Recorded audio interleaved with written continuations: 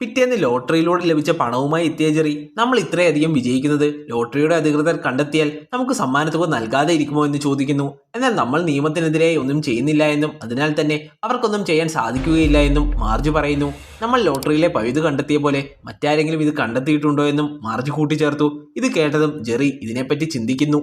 ഈ കഥയിലെ മറ്റൊരു കഥാപാത്രമാണ് ടൈലർ. ഹാർവർഡ് യൂണിവേഴ്സിറ്റിയിലെ ഒരു സ്റ്റുഡന്റ് ആയിരുന്നു അയാൾ. ജെറിയെപ്പോലെ ടൈലറും ലോട്ടറിയെ വളരെയധികം ശ്രദ്ധിക്കുന്ന ഒരാളായിരുന്നു. ടൈലറും വളരെയധികം ബുദ്ധിമാനായതുകൊണ്ട് തന്നെ ലോട്ടറിയിലെ ലൂപ്പ് ഹോൾ അയാളും കണ്ടുപിടിക്കുന്നു. ടൈലർ തന്റെ യൂണിവേഴ്സിറ്റിയിലെ ഫ്രണ്ട്സിനെ വിളിച്ചുകൂട്ടി താൻ കണ്ടുപിടിച്ച ലൂപ്പ് ഹോൾ വിവരിക്കുന്നു. ഈ പഴുതിലൂടെ നമുക്ക് ജോലി ചെയ്യുന്നതിലും ധാരാളം പണം ഉണ്ടാക്കാമെന്ന് ടൈലർ പറയുന്നു. എന്നാൽ ഈ പഴുത് നന്നായി ഉപയോഗിക്കണമെങ്കിൽ നമ്മൾ എല്ലാവരും ധാരാളം വിൻഫോൾ ടിക്കറ്റ് വാങ്ങണമെന്ന് ടൈലർ പറയുന്നു. അതിനായി മാതാപിതാക്കളുടെ പക്കൽ നിന്നും കിട്ടാവുന്ന അത്രയും പണം വാങ്ങി ലോട്ടറി വാങ്ങണമെന്നും ടൈലർ കൂട്ടിച്ചേർത്തു. ഈ സമയം ജെറിയും മാർജും തിരികെ നാട്ടിലേക്ക് വരുന്നു. വഴിയരികിൽ വണ്ടി നിർത്താനായി മാർജ് ആവശ്യപ്പെടുന്നു. എന്നാൽ എന്തിനാണ് മാർജ് വണ്ടി നിർത്താൻ പറഞ്ഞതെന്ന് ജെറിക്ക് മനസ്സിലാകുന്നില്ല. വണ്ടിയിൽ നിന്നിറങ്ങി മാർജ് അവരുടെ പഴയ കാലത്തെപ്പറ്റി സംസാരിക്കാൻ ആരംഭിക്കുന്നു.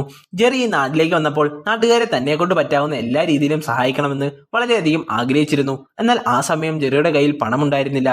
എന്നാൽ ഇപ്പോൾ തങ്ങളുടെ കയ്യിൽ പണമില്ലേ എന്നും അതുപോലെ ലോട്ടറി വാങ്ങുന്ന എണ്ണത്തിനനുസരിച്ച് ലാഭം കിട്ടുന്നുണ്ടെങ്കിൽ എന്തുകൊണ്ട് നാട്ടുകാരെ ഇതിൽ ഇൻവെസ്റ്റ് ചെയ്യിപ്പിച്ചുകൂടാ എന്നും അതിലൂടെ അവർക്കും നല്ല വരുമാനം ലഭിക്കുകയും ഇങ്ങനെ ജെറിക്ക് അവരെ സഹായിക്കാനും കഴിയുമെന്നും മാർജ് പറയുന്നു.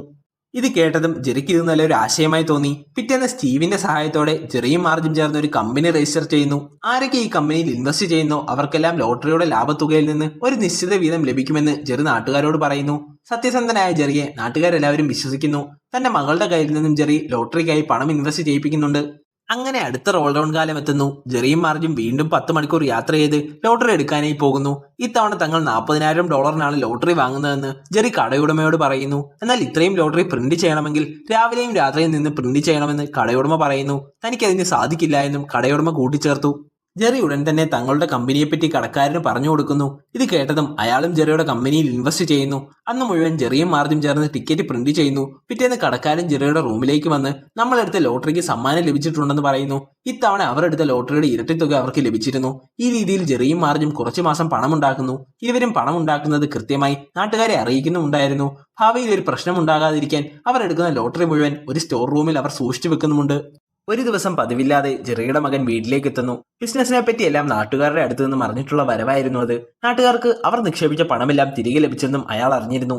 ബിസിനസ് തുടങ്ങിയ സമയത്ത് ഇൻവെസ്റ്റ് ചെയ്യാൻ ജെറിയുടെ മകന് താല്പര്യമില്ലായിരുന്നു. എന്നാൽ ഇപ്പോൾ അച്ഛനോട് തനിക്കും ഇതിൽ ഇൻവെസ്റ്റ് ചെയ്യാൻ താല്പര്യമുണ്ടെന്ന് എങ്ങനെ പറയുമെന്ന് അയാൾ ചിന്തിക്കുന്നു. എന്നാൽ മകനെ കണ്ടതും വിജയിക്കുന്ന ലോട്ടറിയിൽ നിനക്കും പങ്കുണ്ടെന്നും നിന്റെ പേരിൽ ഞാൻ പണം ഇൻവെസ്റ്റ് ചെയ്തിട്ടുണ്ടെന്നും ജെറി പറയുന്നു. ഇത് കേട്ടതും അയാൾക്ക് വളരെയധികം സന്തോഷമാകുന്നു.